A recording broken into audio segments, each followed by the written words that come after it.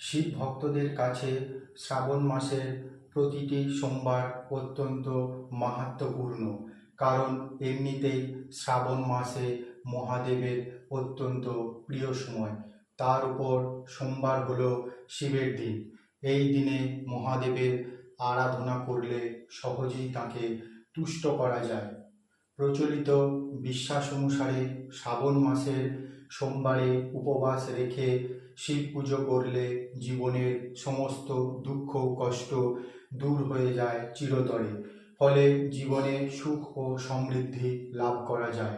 শ্রাবণ মাসের সোমবার অতিবাহিত নারী ও পুরুষদের জন্য অত্যন্ত গুরুত্বপূর্ণ।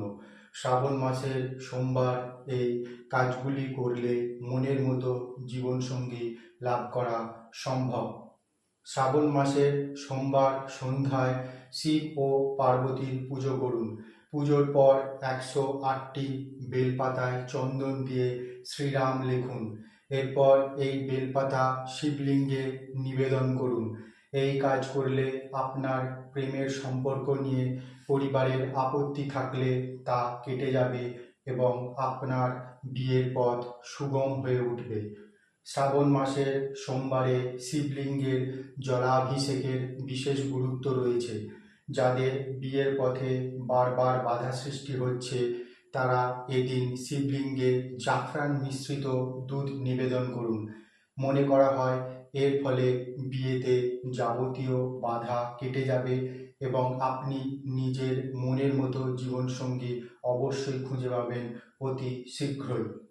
শ্রাবণ মাসের সোমবারে সন্ধ্যায় জলাশয়ের পরিষ্কার মাটি নিয়ে 108টি শিবলিঙ্গ নির্মাণ করুন। লবঙ্গ ও ছোট এলাচ পান পাতায় করে এই শিবলিঙ্গে নিবেদন করে পুজো করুন।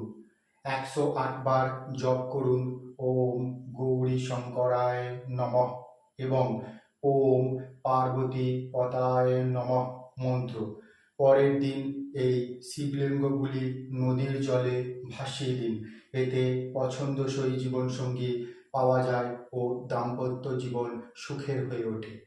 এই ধরনের আরও ভিডিও পেতে চ্যানেলে যদি নতুন হয়ে থাকেন তবে চ্যানেলটিকে সাবস্ক্রাইব করে রাখুন।